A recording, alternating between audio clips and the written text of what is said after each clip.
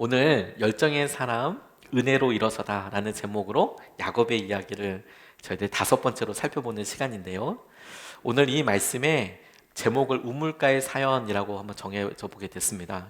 우물가는 당시만 해도 많은 사람들이 교제하던 장소였고, 그 교제하던 곳에서 있었던 일상적인 일들뿐만 아니라 중요한 만남들이 우리의 삶의 터전과 모습에 너무 비슷하다는 생각을 하게 됐습니다. 그 가운데 주님께서 하시는 일들이 있겠다는 생각을 하게 됐습니다. 예수전도단에 로드리게스 알레한드로라는 목사님이 계시는데, 그분이 쓰신 책에 자신의 간증을 이렇게 가족에게 있었던 이야기를 적어 놓으신 글이 있어요. 예수전도단 사역을 간사로 사역하다가 자비랑 사역을 하다 보니 너무 어렵고 힘든 시기를 겪게 되셨습니다. 재정적으로요. 그래서 먹을 게 똑 다 떨어졌대요. 우리는 보통 쌀 떨어졌다 하잖아요. 그런데 남미만 해도 쌀 먹는 건 아니니까. 그래서 집에 먹을 만한 음식을 다 찾아보니까 소세지 두 줄이 나오더래요. 소세지 두 개. 우리로 소세지는 사실 밥이 아니죠. 우리는 일단 뭐 햄빵이라도 라면이라도 나오면 참 좋을 테지만, 그때 당시만 해도 소세지가 이렇게 있어서 고기 먹는 분들이 이제 소세지를 대신해서 먹어야 되는 상황이 됐습니다. 뭐 아주 반가운 상황이 아니죠. 먹을 게 그거밖에 없어서 추운 날씨에 어떻게 할 수가 없어서 바깥에서 불 피우고 소세지 구워 먹으려고 하는데, 이 두 부부는 부모님 부부, 이 목사님 부부는 너무 힘들고 겁나더래요. 겁나더래요. 그런데 애들은 너무 좋아하더라는 거죠. 애들은 막 바깥에서 고기 구워 먹고 온 가족이 이렇게 소세지 구워 먹으니까 너무 좋은 거죠. 나중에 시간이 지나고 목사님도 그 시기를 잘 통과하시고 그 가족도 통과하고 이제 자녀들이 어른이 되어서 진로를 결정하는데, 이 두 자녀가 다 예수전도단에 헌신하게 된 거예요. 이유를 물어봤대요. 야, 너 자라면서 엄마 아빠가 이렇게 힘든 거 다 옆에서 보고 경험했는데 그 길을 네가 가겠다고 그러냐? 그랬더니 이 아들이 자기가 그렇게 가게 되고 결정하게 된 이유를 설명하면서 앞서 소개했던 그 날을 떠올리더라는 거예요. 우리가 어렸을 때 엄마 아빠 왜 그 소세지 구워 먹던 추운 날 있잖아요. 그때 별이 너무 아름답고 너무너무 행복하고 좋았다고. 이 목사님 내외가 아니 그때는 우리가 진짜 뭐가 없어서 그랬다고. 그런데 자기는 그날이 너무너무 기억나고 행복하다고. 그래서 사역자로 헌신하게 되었다고. 그 책에다가 그렇게 써 놓으셨더라고요. 똑같은 우물가를 살아도 그 우물가를 보내고 지낼 때 기억나는 게 다 달라요. 에디슨이 전기를 발견하고 그리고 처음 전구를 발견했을 때 사람들은 깜짝 놀라고 신기했습니다. 이제 밤에도 밝게 지낼 수 있으니까. 그런데 그 똑같은 상황이 당시의 노동자들한테는 너무 힘든 거였대요. 그래서 에디슨을 굉장히 미워했대요. 이유는 이유는 노동 시간이 늘어났거든요. 밤에도 일하게 됐어요. 예전에는 해만 지면 이거 촛불 켜놓고 혹은 횃불 켜놓고 할 수 있는 게 한계가 있었지 않습니까? 그런데 이제 전기가 들어오니까 일하는 시간이 더 늘어나서 그렇게 미워했대요, 에디슨을. 마치 우리 아이들이 수학을 뭐 가우스도 미워하고 뭐 피타고라스도 미워하고 그 뭐 수학 책에 나오는 모든 사람을 미워하는 것처럼 왜 이런 일을 만들어서 이렇게 우리 힘들게 하냐, 똑같이 그렇게 되는 거죠. 우리 일상에 오늘 이 일이 있었던 우물가를 그대로 갖고 와서 좀 생각해 보고 싶어요. 오늘도 우리가 우리의 가정에서, 우리의 직장에서, 우리의 만나는 교제권 가운데서 일상적인 대화를 하고 혹은 중요한 정보를 얻고 중요한 결정들을 하기도 합니다. 그리고 똑같이 이 시기를 보내지요. 지금은 코로나라는 상황이 있고 지금은 모두가 다 겪고 있는 여러 일들에서 모두가 할 만한 일들을 우리가 하고 있습니다. 그런데 여러분, 시간이 지나고 그 먼 시간 이후에 오늘을 생각하면 기억하는 것이 똑같을까요? 먼 이후에, 이 시간이 통과된 이후에 우리가 떠올려서 그때 뭘 했지? 그때 어떤 일이 있었지? 그때 무엇을 남길 수 있었지라고 질문해 보면, 제가 뭐 조금 강하게 표현하면, 조금 더 강하게 표현하면 아마 여기 계신 분들이 다 다를걸요? 코로나였어, 마스크 썼어, 이런 일상적인 것 외에 그것이 우리의 삶에 가져오는 무게감과 그것이 가지고 오는 의미가 다 다를 겁니다. 다 다를 겁니다. 오늘 야곱에게서도 똑같이 그렇게 발견하게 됐어요. 약 800km, 500km를 이동해 왔습니다. 그가 살았던 부엘세바에서 바단 아람이라는 곳까지의 거리가 학자들마다 차이가 있지만 750에서 900km 정도로 나뉘어져서 이야기를 하는데 약 한 900km 정도를 왔어요. 이제 종착지에 왔습니다. 바단 아람에 도착했고 라반의 가족을 만났습니다. 이제 목적지에 왔어요. 그래서 대화를 합니다. 언뜻 보기에 그런데 그의 삶에 보이는 한 가지 특별한 부분이 있다는 것을 알게 됐어요. 그가 그렇게 먼 길을 여행하고 왔으면서 정작 그의 삶에 그가 계획했던 일들이 하나하나씩 이루어지고 있는 것도 보게 됩니다. 그런데 뭔가 이 가운데 하나님께서 어떻게 인도해 주셨지? 하나님은 그의 삶에 하나님께서 약속해 주신 것들에 대해서 그가 어떻게 반응하고 있지? 그가 어떤 찬양과 감사로 나아가지? 이런 질문들 해봤을 때에는 굉장히 덤덤하게 분주하고 바쁜 일들이 나아가고 있어요. 우물가에서 있었던 이 일이 저는 우리의 일상과 참 비슷하다는 생각을 하게 됐습니다. 야곱도 그가 오는 길에 하나님을 놀랍게 경험했고 그리고 하나님께서 인도해 주셔서 여기까지 왔어요. 그런데 그가 정작 이 중요한 순간에 하나님을 떠올리거나 하나님께서 어떻게 하신지에 대해서는 잘 모르고 있어요. 마찬가지로 우리도 하나님께서 여기까지 오게 하면서 참 많은 기간 동안 하나님께서 간섭해 주시고 만나 주시고 붙잡아 주셨는데 정작 중요한 순간을 통과하고 시간이 어느 매쯤 지나서 오늘 우물가 앞에 서고 나니까 하나님께서 어떻게 일하셨는지 하나님께서 우리의 삶에 어떤 의미로 다가오시는지에 대해서 떠올려 보는 게 너무 새삼스러운 일이 되어버리는 것이죠.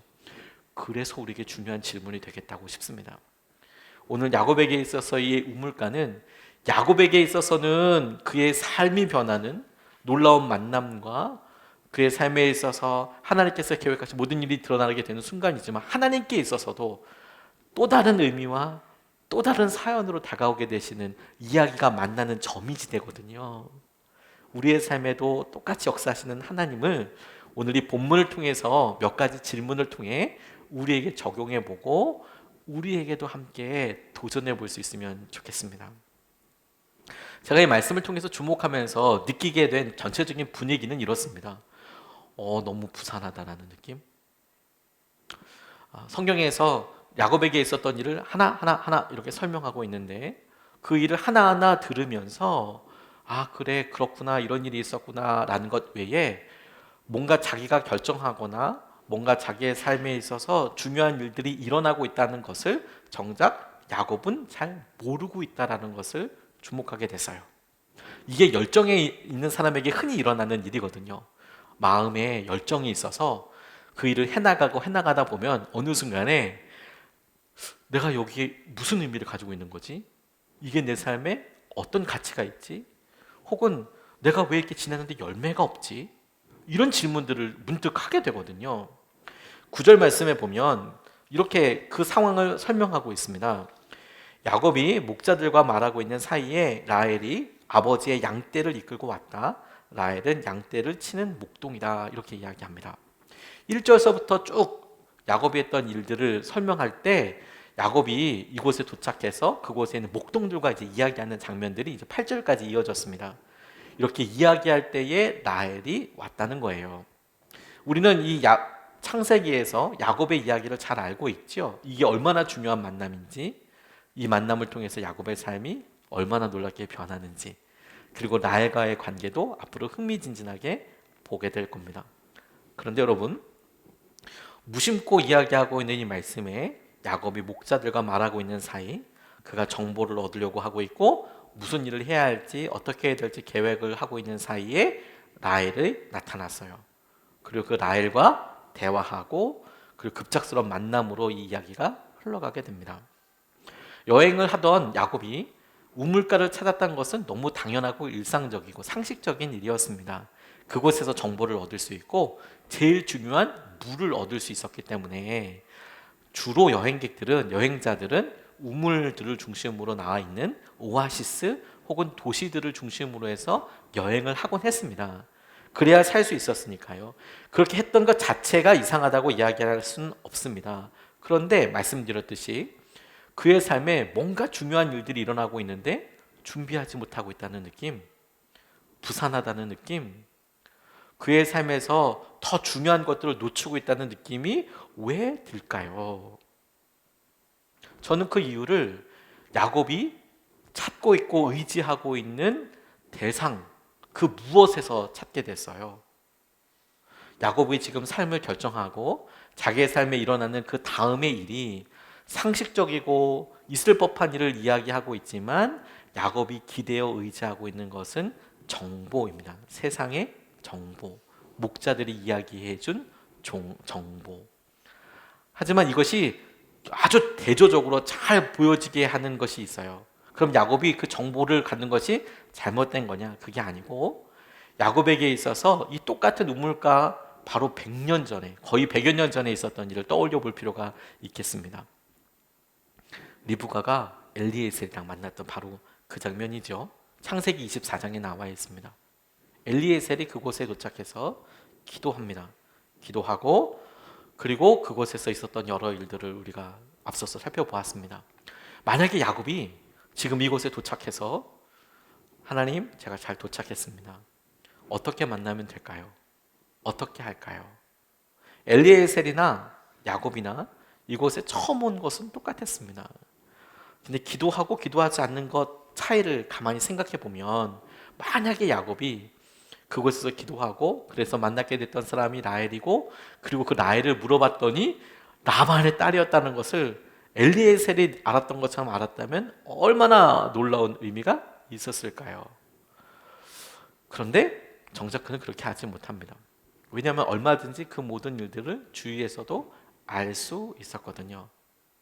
똑같아 보이는 결과가 어떻게 이루어져 거기에 결론에 닿게 됐느냐가 엄청난 차이를 가져오게 되어 마음에 준비되지 못하고 그리고 이것이 어떤 일인지 잘 알지 못하고 무엇보다도 힘들다라는 느낌, 바쁘고 분주한데 뭔가 묘하게 어긋나 있다라는 느낌, 부부가 함께 오랫동안 이야기하는 것 같지만 정말 중요한 이야기를 하지 않고 있다는 느낌, 어느 순간에 우리 아이에게 뭔가 내게 이야기하지 않는 영역들이 있다라는 느낌, 저걸 어떻게 끄집어낼 수 있을까? 어떻게 알아챌 수 있을까? 어떻게 이해할 수 있을까? 그런데 그게 의심과 마음에서는 그런 생각이 들지만 정리되지 않고 쭉 가다 보면 그게 우리 안에 영적인 틈이 되고 부산한 결정들이 되게 되죠. 아마 야곱의 삶에 있어서 그가 조금만 더 깨어 있었다면, 조금만 더 생각했다면, 그러면 좋았을 텐데 라고 후회하는 순간을 뜬다면 저는 오늘 이 장면이라는 생각이 들었어요. 그가 정보를 통해서 해야 될 결정들과 상황들에 대해서 끊임없이 알고 나아가고 있지만 그게 잘못되진 않았지만 근데 그의 삶에 일어나고 있는 중요한 변환점에 하나님께서 어떻게 하고 계시는지를 그는 전혀 못 알아차리고 있었어요. 그게 그 이후에 그의 삶에 누릴 수 있는 평안함, 그의 삶에 누릴 수 있는 확신, 그것과 직결되어 있는 거예요. 우리가 알게 모르게 중요한 일들을 기도 없이 행합니다. 처음서부터 차이가 나진 않습니다. 지극히 상식적이고 누구라도 할 수 있는 결정들이죠. 그게 잘못된 결정도 아니라고 생각이 듭니다. 마치 오늘 엘리에셀도 중요한 만남을 가졌죠. 기도해서 만났습니다. 야곱은 기도하지 않았습니다. 그래도 중요한 만남을 가졌습니다. 중요한 만남을 갖는 것은 차이가 없습니다. 하나님의 계획대로 분명히 일어나게 될 겁니다. 근데 차이가 뭐냐면 엘리에셀은 그것을 하나님께서 인도해 주신다는 것을 알았지만 야곱은 몰랐다라는 거예요. 이게 얼마나 중요한 결정인지, 얼마나 중요한 시간들인지. 핸드폰 갑자기 먹통되면 어떻게 하세요? 여러 번 시도해 보다가 껐다 키죠. 그냥 껐다 키면 대부분은 문제가 해결됩니다. 껐다 키면. 우리의 삶에도 뭔가 분주하고 뭔가 이상해 라고 생각되게 될 때 무엇을 점검해야 하냐면 우리가 어느 전파를 잘 듣고 있는가, 세상에서 들려오는 정보와 그 정보로 인해서 들어가는 여러 생각과 행동들을 나도 저기 타이밍에 맞춰서 저 속도에 맞춰서 해야 돼. 이런 식의 접근을 하고 있는가? 내가 멈춰서 하나님께서 내게 하시는 말씀, 하나님께서 내게 주시는 사인, 하나님께서 내게 하시는 응답에 내가 반응하고 있는가? 세상의 소리인가? 하나님의 말씀인가? 누구의 말을 듣고 있는가? 우물가에서 점검해야 한다는 거예요. 누구의 말을 듣고 움직일 것인가? 여러분, 하나님께서 말씀하시는 것이 없다고 생각되는 분들은 질문해 보지 않아서 그렇습니다. 하나님께서 뭔가 말씀하고자 하실 게 얼마나 많은지 몰라요. 그런데 우리가 질문하지 않고 혹은 우리가 듣지 않아서 하나님께서 하시는 말씀들을 못 알아차리는 거예요.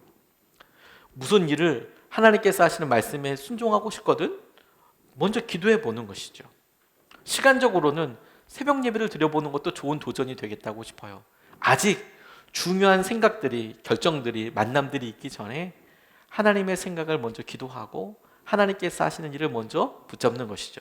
뿐만 아니라 새벽 기도를 할 수 없는 형편과 상황이 될 수 있지 않습니까? 내가 어떤 일을 하기 전에 시작을 기도하는 것이죠. 기도로 준비하는 것이죠. 하나님께서 어떻게 하실지를 내가 묻고 기대하는 것이죠.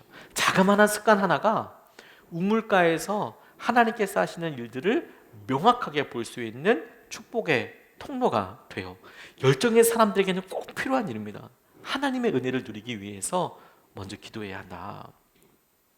두 번째로 주목하고 또 질문해 보고 싶은 것은 우리가 계속 살아가면서 중요한 만남들이 있다는 것에 대해서는 대부분 동의를 합니다. 그리고 그 만남들을 준비하고 싶어 합니다. 그런데 그럴 때 간구하고 있는 것이 뭐냐면 운명적인 만남도 중요하지만 더 중요한 것은 운명적인 관계가 되게 중요해요. 운명적인 관계. 10절서부터 13절까지 만남을 보면 야곱에게 있었던 운명적인 만남들에 대해서 이야기하고 있습니다. 이렇게 이야기합니다. 야곱의 외삼촌 라반의 딸 라헬과 그가 치는 외삼촌의 양떼를 보고 우물 아귀에서 돌을 굴려내어 외삼촌의 양떼에게 물을 먹였다. 그러고 나서 야곱은 라헬에게 입을 맞추고 기쁜 나머지 큰 소리로 울면서 라헬의 아버지가 자기의 외삼촌이라는 것과 자기가 일부가의 아들이라는 것을 라헬에게 말하였다. 라헬이 달려가서 아버지에게 이 사실을 말하였다. 라반은 누이의 아들 야곱이 왔다는 말을 듣고서 그가 만나러 곧장 달려와 그를 보자마자 껴안고서 입을 맞추고 자기 집으로 데리고 갔다. 야곱은 지금까지 있었던 일들을 라반에게 다 말하였다 라고 이야기합니다. 말씀드렸듯이 야곱에게 있어서 이 장소는 평생 잊지 못할 소중한 장소이고 문제적인, 운명적인 일이 일어났던 곳이었습니다.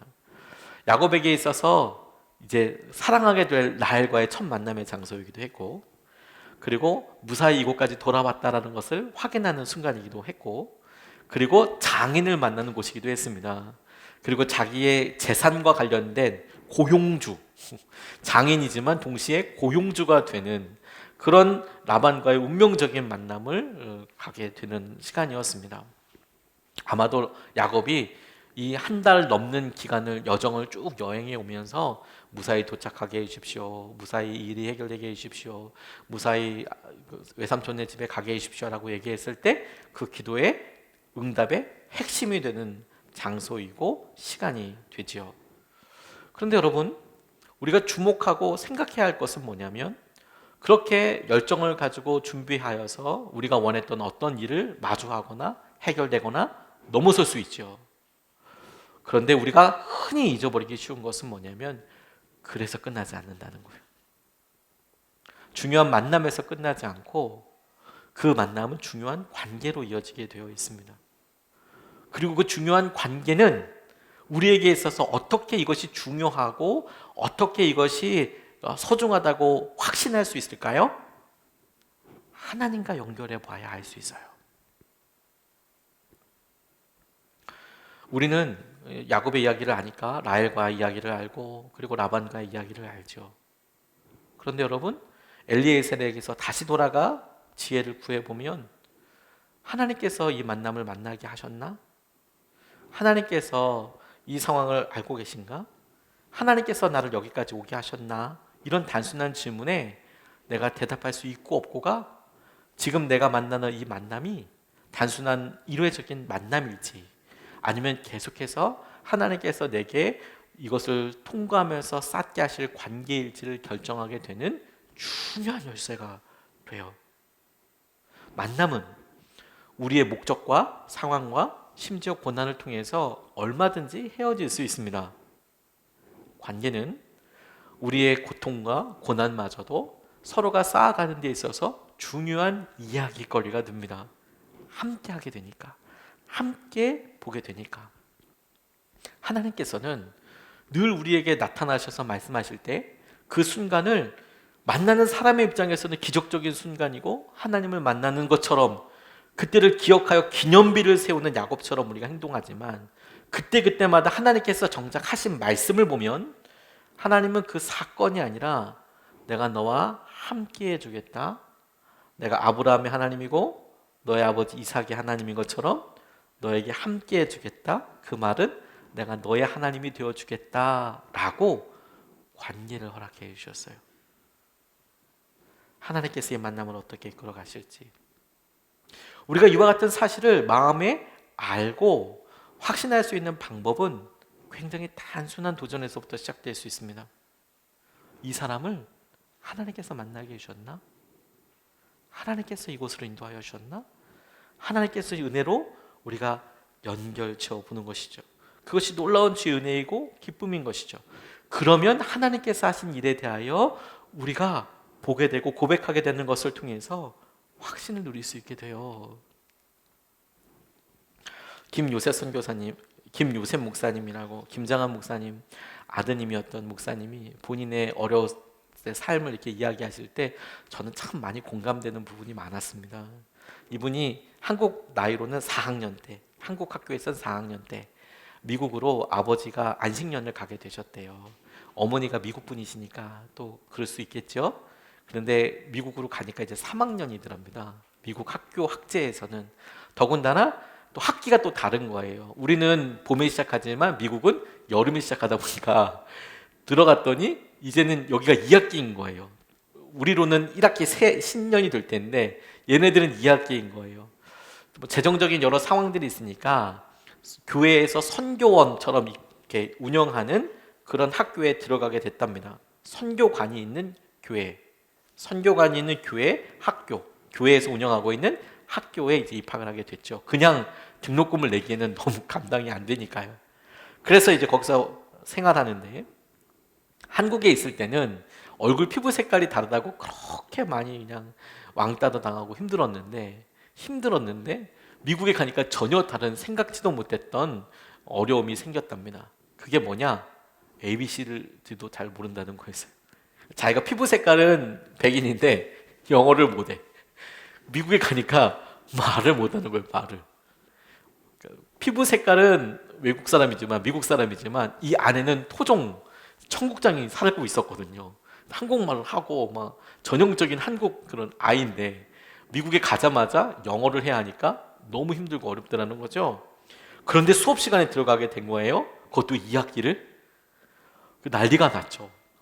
뭐 어떻게 준비가 전혀 되어 있지 않고, 그때만 해도 뭐 조기 영어 교육 이런 게 어디 있습니까? 물론 어머니가 미국 분이시니까 어머니가 뭐 이렇게 한다고 하지만 전혀 그런 교육이 없었죠. 그런데 하필 들어갔던 그 첫 시간이 뭐였냐면 그 전 학기에 배웠던 영어 단어를 복습하는 시간이었대요. 우리 맞춤법이라고 얘기하는 스펠링, 예를 들어서 북, 책 그러면 BOOK 이렇게 물어보면 이런 거 이제 대답하는 시간이었던 거예요. 하나씩 선생님이 막 물어보더래요. 그러니까 너무 이제 조마조마하죠. 여러분 그 생각 나십니까? 왜 앞에 사람, 그 뒤에 사람, 그 뒤에 사람, 주번 뭐 그래가지고 옆에 넘어가고 이러면 이게 힘들잖아요. 근데 아이도 많지 않은데 선생님이 막 그렇게 물어보시더래요. 그러니까 대답을 잘하는 애도 있지만 못하는 애도 있으니까 얼마나 민망합니까? 근데 자기 순서가 오는 거예요. 근데 자기는 배운 게 없잖아요. 설마 날 시킬까 하는데 선생님이 딱 찍더니 앞으로 나오라고 하더래요. 진짜 잔인하다 이런 생각이 들었대요. 자기는 그냥 있는 듯 없는 듯 잘 넘어가고 싶은데 앞으로 나오라고 하니까 나갔대요. 그랬더니 분필을 잡으라고 하더래요. 아니 다른 애들한테는 말로 이야기하라고 하더니 나는 대망신이다. 앞에서 분필로 써야 하잖아요. 그러니까 ABC도 제대로 모르는데 진짜 난감하게 된 거예요. 그래서 너무 힘들어서 막 이러고 있는데 그럼에도 불구하고 돌아서서 기다리고 있는데 아이들에게 선생님이 이렇게 말하더래요. 얘들아, 요셉이는 선교사 자녀야. MK야. 미셔너리 키즈야. 요셉이는 미국말로 공부하지 않고 다른 말로 공부했다. 한국말로 공부해서 스펠링 시간에 다른 스펠링을 할 기회를 주려고 해.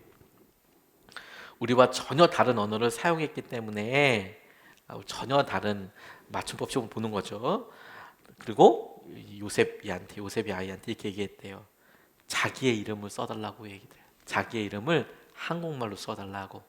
이 선생님의 이름은 미세스 샤프였거든요. 샤프 선생님이었어요. 샤프. 그러니까 다른 건 몰라도 이제 3학년이니까 맞춤법은 꼈잖아요. 그래서 한국말로 샤프라고 이렇게 썼대요. 그리고 딱 돌아서니까 애들이 막 난리가 난 거예요.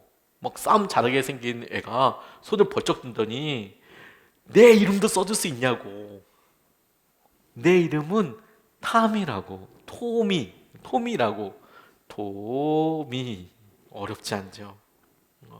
그래서 정말 삽시간에 막 인기 짱. 그러면서 이분이 그 시간을 생각하면서 이렇게 회고하시면서 이야기하시더라고요. 우리 미세스 샤프 선생님은 자기를 진도 나가는데 방해가 되는 아이로 생각하지 않더라. 내가 뭘 못해서가 아니라 내가 있는 그 모습 그대로 받아들여 주더라.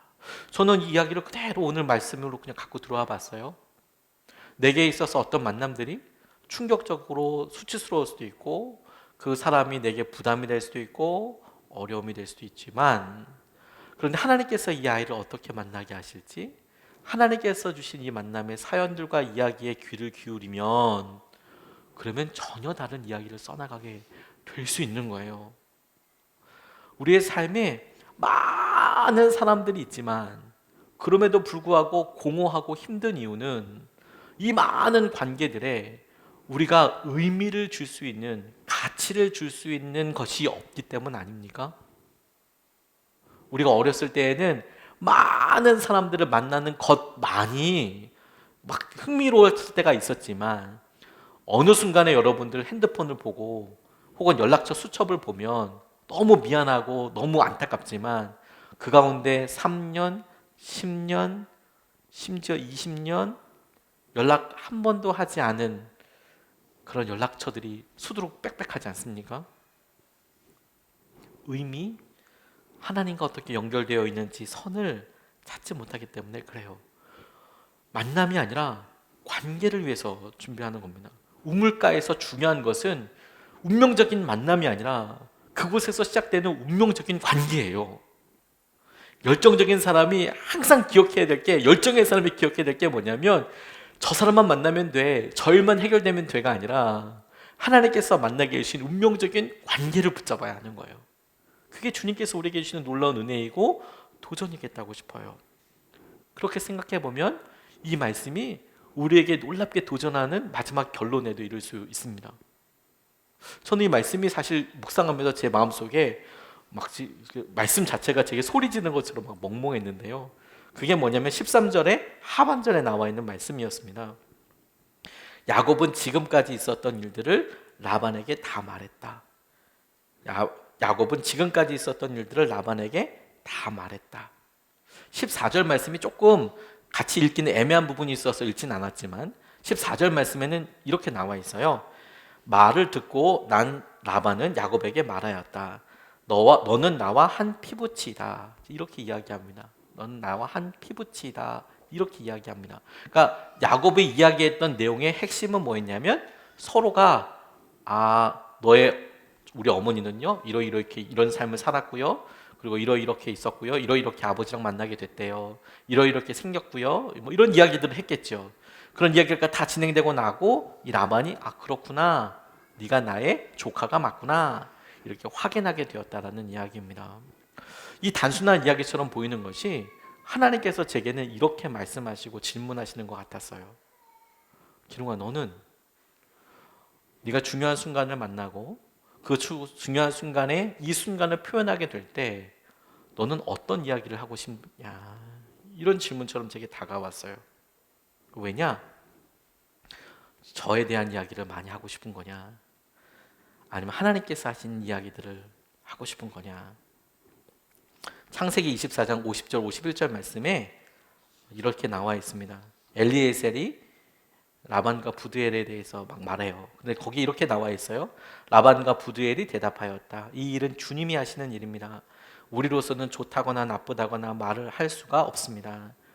여기에 리브가가 있으니 데리고 가서 주님이 지시하신 대로 주인 아들의 아내로 삼으십시오. 이렇게 나와 있어요.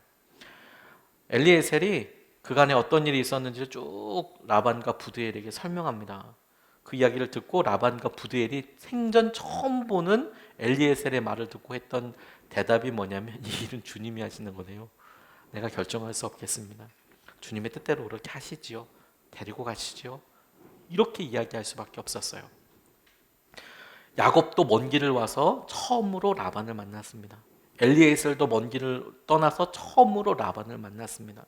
그리고 여기까지 오게 된 이유를 똑같이 설명했습니다. 엘리에셀도 결혼을 위해서 여기까지 온 얘기를 설명하고 그 과정에서 이야기했습니다. 그런데 야곱도 똑같이 이야기했습니다. 그런데 한 이야기는 듣고 이건 주님이 하신 일이네요. 이건 하나님께서 하신 일이네요. 라고 인정할 수 있게 되고, 그리고 야곱처럼 이야기를 다 끝나고 나니까 그래 너는 너의 이야기를 통해서 너는 내 피부치구나. 그래 너 과연 힘들게 지냈구나. 여기까지 어렵게 왔구나. 자, 두 가지 이야기가 똑같은 과정과 똑같은 상황들이 있지만 남겨질 수 있겠더라고요. 이건 우리에게 참 중요한 이야기들을 하려고 한다고 생각하게 됐어요. 여전히 우물가에서 저희는 살게 될 겁니다. 여전히 중요한 일들을 결정하게 되죠. 자, 그래서 이 순간 우리가 만나고 이 만남과 이 관계들에 대해서 우리는 기도하게 될 겁니다. 그래서 여러분 시간이 지나고 난 다음에 여러분들은 어떤 이야기가 여러분들에게 고백되어지기를 원합니까? 내가 얼마나 힘들었는지, 내 삶에 어떤 일이 있었는지 그런 이야기입니까? 아니면 하나님께서 내게 하신 일, 하나님께서 내게 붙잡아 주신 일들입니까? 이번 설에 제가 처음으로 설 가정예배 설교를 했습니다. 오해가 없으실 것이 물론 저희가 설 예배 안내 영상을 올리기도 하죠. 저희가 코로나 때문에 저희 아버지 집에 저랑 저희 막내만 잠깐 갔다 오고 설 당일날에는 움직이지 못했어요. 저희 또 나라에서 하지 말라 그러면 안 한다는, 철저하게 잘 지킨다는, 그게 믿음의 상식이라고 생각하고 있잖아요. 그래서 그 전날 찾아뵙고 인사드리고 그리고 다시 와서 예배를 드리는데 따져보니까 제 평생에 처음으로 제가 설교를 했더라고요. 저희 가족에서. 외부에 나가서는 많이 하기도 하고 또 군대 있을 때만 빼고 거의 설 때는 집에 와서 예배 드렸거든요. 아버지가 설교하시고, 그리고 또 그때가 저희 아버지 또 기회세요. 보통 설교 1시간 하세요. 1시간. 거의 막 그냥 코에 침 계속 바르면서 이제 주님 막 그럽니다. 뭐 하시고 싶은 이야기를 다 창세기서부터 주님 오실 그날까지 다 이제 설명을 하세요. 그리고 2부도 있습니다. 2부 성경 공부 모임도 있어요. 식사 끝나자마자 기종아 너 시간 있냐? 이렇게 물어보시고 2부를 또 하세요. 최근에 하나님께서 깨닫게 하신 일들에 대해서 한 1시간, 2시간 이렇게 또 설명해 주십니다. 저희 부모님 보시기에, 아버지가 보시기에 제가 너무 성경적인 지식이 없어 보이기 때문에 설명을 해주세요. 그런데요, 이번에는 그런 거 없이 이제 제가 말씀을 전하려고 해서 아침에 일어나서 사실 제 동영상을 봤어요. 저 사실 제가 한 설교 잘 듣거든요. 그게 뭐 어색하거나 이럴 타이밍은 이제 많이 지났습니다.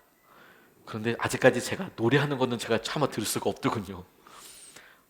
다음에는 꼭 반주를 넣어야지. 다음에는 꼭 우리 전도사님 시켜야지 이런 생각이 들었어요. 노래를 괜히 했다, 찬양을. 뭐 찬양 받으시는 하나님께 대하여 게 아니라 제가 그 찬양을 듣다 보니까 도저히 넘을 수가 없더라고요. 견딜 수 없다. 그래서 새롭게 말씀을 준비했어요. 그냥 아주 단순한 생각을 했습니다. 우리 아버지라면 어떤 말씀 전하실까? 우리 아버지라면 어떤 말씀 전하실까? 저희 육신의 아버지요. 어떤 말씀 전하실까? 이런 생각을 했습니다.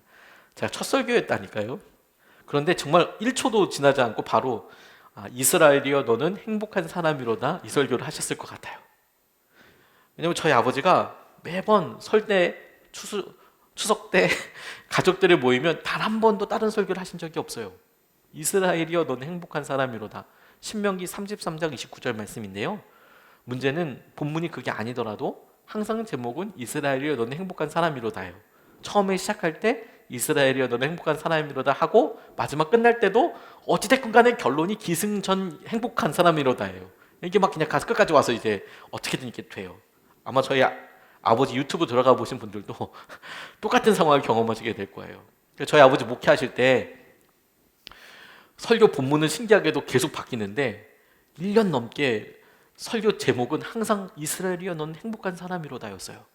그때 당시에는 개역 한글판이었기 때문에 이스라엘이여 너는 행복자로다 이 설교를 1년 넘게 들었던 적이 있습니다. 그러니까 바로 떠올랐습니다. 이스라엘이여 너는 행복한 사람이로다. 이거 전하시겠구나. 바로 잡았어요. 왜냐하면 그것이 저희 아버지 평생의 말씀이고 레마의 말씀이고 하나님이 아버지를 통해서 하신 일이자 간증이자 모든 것이라고 제게 바로 깨달아졌어요. 그런데 정작 제게 있어서 저를 살펴보게 되는 것은 그 다음에 있었습니다. 그러면 우리 아이들은 그게 생각이 날까? 이런 생각을 해보게 된 거예요. 저는 물론 나이가 이제 있기 때문에 그렇지만 아버지 설교를 듣고 혹은 여기까지 오면서 우리 아버지가 어떤 설교를 할지 1초도 안 돼서 떠올릴 수 있는데 우리 아이들은 저와 같이 이렇게 오랜 이제 중학교 다 들어가서 뭐 고등학교 들어가고 뭐 그러지만 아이들은 아버지에 대해서 저에 대해서 떠올릴 때 무슨 말씀을 떠올릴까?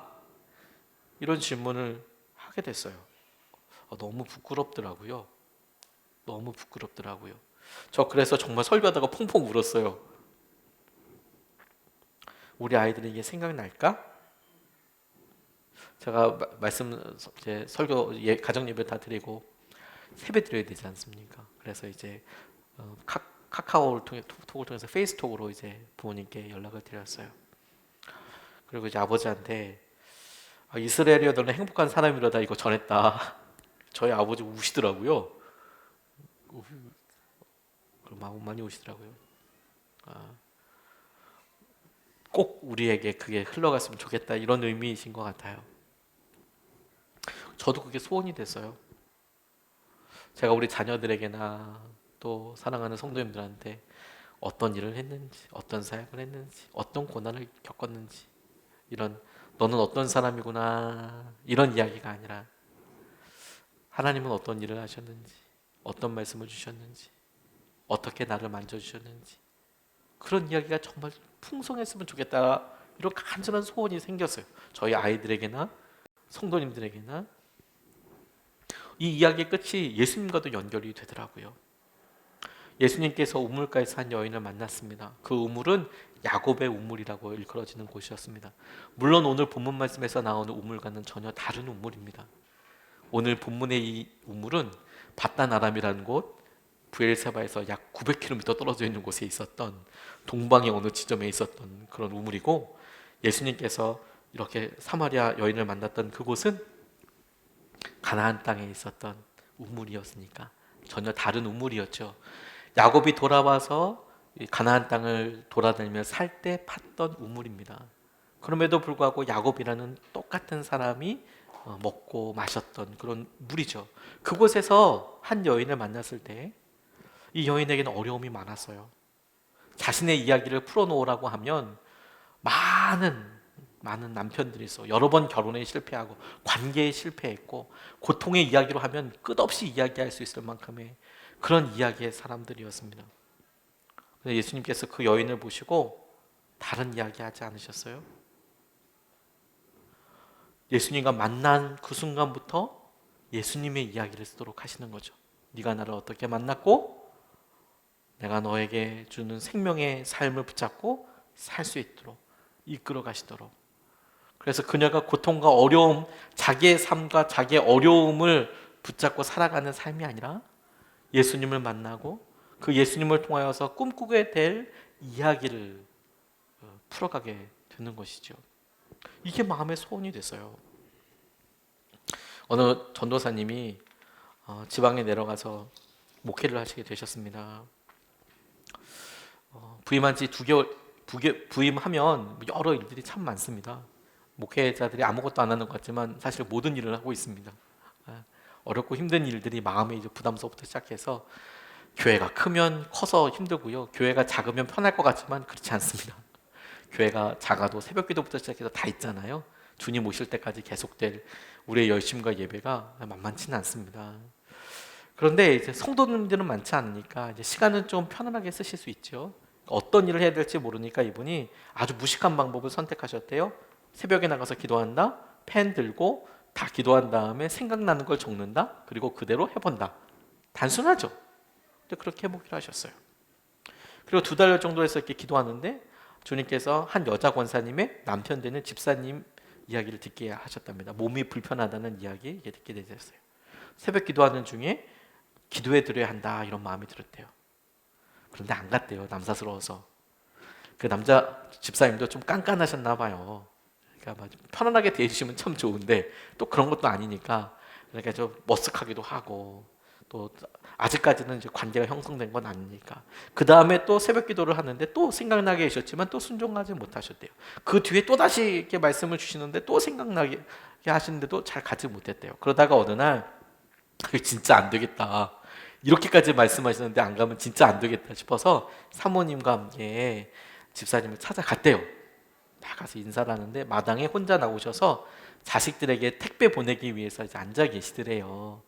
왜 지방이니까 이제 뭐 갓김치도 보내고 뭐 이렇게 뭐 쌀도 보내고 뭐 미나리 나오고 뭐 좋다고 그러면 이렇게 싸서 보내시잖아요. 그렇게 하고 계시더래요. 그래서 인사하고 이렇게 이야기하는 과정에 갑자기 근데 이 집사님이 숨 쉬기가 어렵다고 힘들다고 이야기하시더래요. 그러더니 숨이 멈추시더래요. 갑자기 그냥 쓰러지시더라는 거예요. 이야기하고 있는 중에 너무 놀라서 이 전도사님이 그 곳이 좀 시골이었기 때문에 119에 신고해도 출동하는데 20분 걸린다는 거예요. 왔다가 가면 40분이잖아요. 그러면 이게 지금 골든타임 다 놓치는 거잖아요. 골든아워를 다 놓치는 거 아니겠습니까? 그러니까 이제 뭐 근데 본인이 또 할 수 있는 건 없잖아요. 그러니까 이제 뭐 일단 뭐 심장 마사지도 하고 그렇게 하는데 일단 차에다가 모셔가지고 이제 밟고 가는 거죠. 살려달라고 그러면서 이제 막 가는데 너무 안타깝게도 병원에 모시고 가서 마지막 임종 예배 드리고 돌아오신 거예요. 그냥 그대로 돌아가신 거예요. 그 자리에서. 너무 무참하고 너무 힘들고 전도사님인데 2달 됐는데 돌아오는 차 안에서 엄청 울었답니다. 하나님 원망도 너무 들고 하나님 이게 뭡니까? 갔는데 갑자기 돌아가시고 뭐라 얘기합니까 이거 지금. 전도사랑 이야기하는 중에 갑자기 돌아가시면 어떻게 합니까? 기껏해서 순종해서 갔더니 사람을 발 앞에서 죽게 하시면 어떡합니까? 그렇게 운전하고 오다가 너무 힘들어서 존경하는 목사님한테 전화를 드렸대요. 그리고 전화기에 대고 한참 울었대요. 너무 두렵고 무서우니까 순종해서 가고 그랬는데 이게 뭐냐고. 한참 후에 그 존경하는 목사님이 딱 한마디 하시더래요. 그분 참 복된 분이시네. 그분 참 복된 분이시네. 전도사님이랑 얘기해서 돌아가신 거라고만 생각하지 말고 그분 마지막에 그렇게 전도사님과 함께 그 시간을 보낼 수 있으니 참 복된 분이시네. 그리고 전화를 끊고 하나님께서 이 전도사님한테 말씀해 주시는 것 같았더랍니다. 내가 너를 기다렸다. 내가 너를 기다렸다. 네가 그 자리까지 오기를 내가 기다렸다. 하나님이 그 집사님을 혼자 돌아가시지 않도록 하시기 위해 이 전도사님이 오기까지 기다리셨다라는 거예요. 그 음성을 듣고 다시 한번 통곡하고 많이 울었다고 하더라고요. 성령님께서 하나님께서 우리에게 해가시는 일들이 참 많지 않습니까? 근데 우리는 어느 순간에 우리 이야기에 막 주목해요. 우리가 중요하다고 생각하는 일, 우리가 계획하고 있는 일, 우리의 바람이 어떤 식으로 이루어지고 있는지, 우리 삶의 우물가에서 온통 우리의 이야기를 야곱처럼 그렇게 부산스럽게 그렇게 이야기하고 찾으려고 합니다. 그런데 여러분, 하나님은 야곱이 생각하든 생각하지 않던 전혀 다른 당신의 이야기를 써가고 계세요. 그리고 하나님께서 허락하시고 하나님께서 우리에게 주신 놀라운 은혜를 우리가 차이를 통해서 발견하게 되는 거예요. 그 길을 안정감과 신뢰함 가운데 바라보며 평안한 마음으로 그 길을 갈 것이냐, 아니면 쌓아도 무너질 것 같은 것을 조마조마조마하면서 막 그렇게 할 건가? 내 삶의 중요한 만남들을 위해서 누구를 만나면 해결된다고 생각하는 그 길을 갈 건가? 아니면 변하지 않는 하나님께서 만나게 주신 관계를 따라서 살아갈 건가? 뿐만 아니라 그래서 내가 남기고자 하는 것은 정말 뭔가 나의 어떠함이 담겨져 있는 간증? 혹은 내 삶의 어떤 고난을 통과한 무용담? 아니면 하나님께서 나를 통해서 하신 일? 하나님께서 이 과정 가운데 일하신 일? 하나님께서 이 충만한 삶들 가운데 내게 허락하신 일? 우리가 똑같이 코로나 시기를 살고 있습니다. 우리가 3년 후에, 1년 후에 우리가 오늘을 생각할 거예요. 여러분들은 어떤 이야기를 남기고 싶으세요? 내가 얼마나 힘들게 이 순간을 통과했는지 그걸 남기고 자랑하고 싶으십니까? 아니면 하나님께서 나로 여기까지 어떻게 오게 해주셨는지 지금이라도 우리가 그 일에 첫걸음을 내딜 수 있겠다고 싶어요. 여러분 시작하실 때 이제 새해를 맞아야 한 것처럼 구정을 지나지 않습니까? 시작하실 때 그게 새벽 예배이든 그게 출근해서이건 그게 아침밥을 처음 하기 전이건 그게 첫 번째 수업을 온라인으로 듣기 전이건 기도하세요. 기도하세요. 하나님의 뜻을 구하세요. 만남이 아니라 관계에 집중하세요.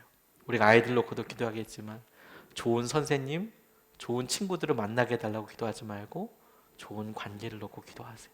하나님께서 어떻게 만나게 하실지, 인도하여 주실지. 좋은 선생님 만나도 관계가 안 좋으면 아주 험악하게 경험하는 순간이 많지 않겠습니까? 사실 세상의 선생님들은 다 좋은 선생님들이에요.